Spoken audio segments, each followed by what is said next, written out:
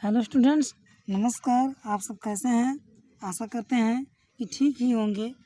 तो आज हम पढ़ेंगे हिंदी के बारे में।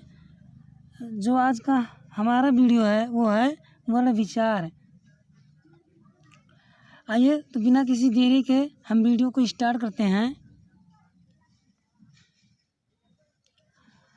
वर्ण विचार फोनोलॉजी। तो वर्ण विचार क्या होता है? भाषा की मौखिक या लिखित सबसे छोटी इकाई ध्वनि है जिसके खंड ना किए जा सकें, वर्ण कहलाती हैं। नेक्स्ट देखते हैं वर्णमाला। वर्ण भाषिक ध्वनियों के लिखित रूप होते हैं। वर्ण भाषिक ध्वनियों के लिखित रूप होते हैं। हिंदी में वर्णों को अक्षर भी कहते हैं। वर्णों का प्रयोग देवनागरी लिपि में होता है, जिसमें अंग, स्वर, आहा, विसर्ग या अयोगवाह होते हैं।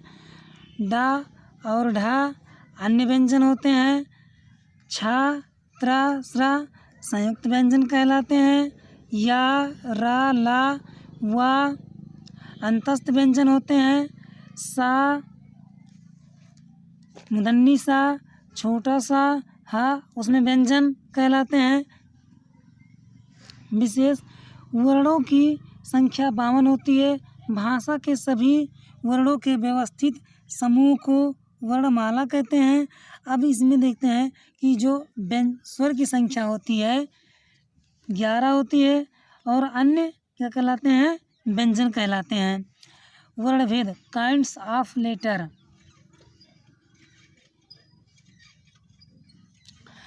ध्वनियों का उच्चारण होठों से लेकर गले तक विभिन्न उच्चारण अवयवों की सहायता से होता है। उच्चारण की दृष्टि से वर्णों के दो भेद होते हैं। नंबर 1 स्वर, नंबर 2 व्यंजन। यानी ध्वनियों का उच्चारण क्या होता है? मुख के होठों से लेकर गले के विभिन्न अवयवों की सहायता से होता है। उच्चारण की दृष्टि से वर्णों के दो भेद होते हैं। नंबर 1 स्वर और नंबर दूसरा क्या होता है? व्यंजन। तो स्वर के बारे में जान लेते हैं। जिनका उच्चारण मुख के भीतर की वायु के द्वारा होती है उन्हें हम क्या कहते हैं? स्वर जिनका उच्चारण मुख के भीतर की वायु के द्वारा होती है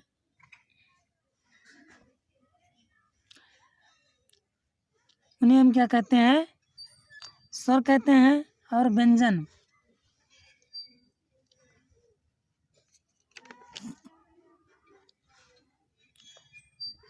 जिसमें मुख के भीतर की वायु के बिना उच्चारण होती है, यानी मुख के भीतर के वायु के बिना उच्चारण होता है, उसे हम क्या कहते हैं? व्यंजन कहते हैं। स्वरों के भेद। तो स्वर के भेद दो प्रकार के होते हैं। नंबर 1 ह्रस्व स्वर, नंबर 2 दीर्घ स्वर। बात करते हैं ह्रस्व स्वर की। हर्ष का अर्थ होता है छोटा। ह्रस्व का अर्थ होता है छोटा अथवा कम। जिन स्वरों के उच्चारण में कम समय लगता है उन्हें ह्रस्व स्वर कहते हैं। इनकी संख्या 4 होती है, जैसे आ, ई, ऊ, री। दीर्घ स्वर। दीर्घ का अर्थ होता है बड़ा। दीर्घ का अर्थ होता है बड़ा या अधिक। जिन स्वरों के उच्चारण में अधिक समय लगता है या दोगुना समय लगता है उसे दीर्घ स्वर कहते हैं। जैसे बड़ा या बड़ी ई, बड़ा ऊ, ये, आए, वो, औ आदि। नोट देखते हैं। दीर्घ स्वर से भी लंबा प्लुप्त स्वर होता है। दीर्घ स्वर से भी लंबा प्लुप्त स्वर होता है, जैसे आ, ई, और ये बिना किसी जोर के पुकारने अथवा नाटक संवादों आदि में इनका विशेष रूप से प्रयोग होता है।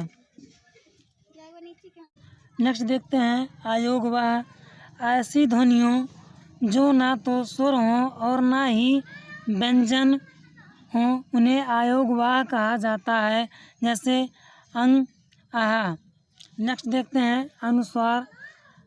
अनुसार नासिक व्यंजन है, इसका उच्चारण नाक से किया जाता है, जैसे गंगा, अंडा, मंच आदि। नेक्स्ट देखते हैं अनुनासिक। जब स्वरों का उच्चारण करते समय ध्वनि मुख के साथ साथ नाक से भी निकलती है तो स्वर अनुनासिक हो जाते हैं। इन्हें चंद्रबिंदु भी कहते हैं, जैसे आंगन, गांव, आंचल आदि। नेक्स्ट देखते हैं विसर्ग। विसर्ग का उच्चारण हा के समान होता है। विसर्ग का प्रयोग केवल तत्सम शब्दों में होता है। इन्हें व्यंजनों के आगे लगाया जाता है, जैसे दुख, प्रातः, अतः आदि। नेक्स्ट देखते हैं व्यंजन।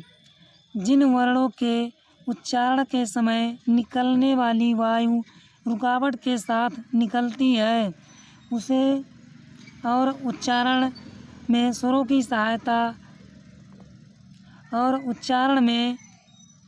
स्वरों की सहायता लेनी पड़ती है उसे व्यंजन कहते हैं। व्यंजनों के भेद। व्यंजन के निम्नलिखित 3 भेद हैं। नंबर 1 स्पर्श व्यंजन। जिन वर्णों के उच्चारण के समय मुख के विभिन्न अंगों को स्पर्श करती हैं उन्हें स्पर्श व्यंजन कहते हैं या स्पर्श व्यंजन कहलाते हैं, जैसे का से मा तक स्पर्श व्यंजन होते हैं और इनकी संख्या 25 होती है। नेक्स्ट देखते हैं अंतस्थ व्यंजन।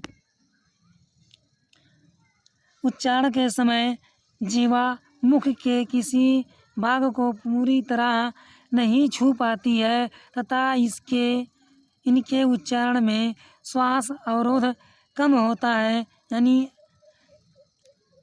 जीवा मुख के किसी भाग को पूरा तरीके से नहीं छू पाती है और बोलते समय जो गति होती है वो धीमी हो जाती है, उसे हम क्या कहते हैं? अंतस्थ व्यंजन कहते हैं, जैसे या, र, ला, वा आदि।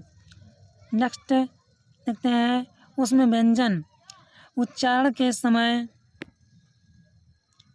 हवा मुख के विशेष भागों को स्पर्श करने के कारण गर्म हो जाती है, उसे उसमें व्यंजन कहते हैं, जैसे सा, धन्नी सा, छोटा सा, ह आदि।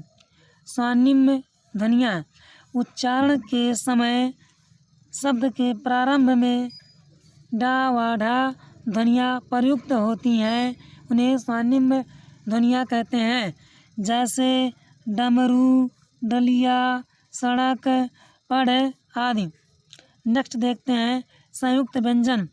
2 अलग अलग व्यंजनों के परस्पर मेल को संयुक्त व्यंजन कहते हैं, जैसे का धन सा बराबर छा, जा धन ज्ञा बराबर ज्ञा, सा धन रा बराबर स्रा। नेक्स्ट देखते हैं दायुक्त व्यंजन। 2 समान व्यंजनों के मेल से बने होते हैं, दायुक्त व्यंजन कहलाते हैं, जैसे का धन का बराबर पक्का, चा धन चा बराबर सच्चा, ता धन ता बराबर पत्ता, ला धन ला बराबर हल्ला। थैंक्स फॉर वाचिंग दोस्तों। वीडियो कैसा लगा? अगर वीडियो अच्छा लगा हमारे चैनल को शेयर करिए, सब्सक्राइब करिए और लाइक करिए। Thank you.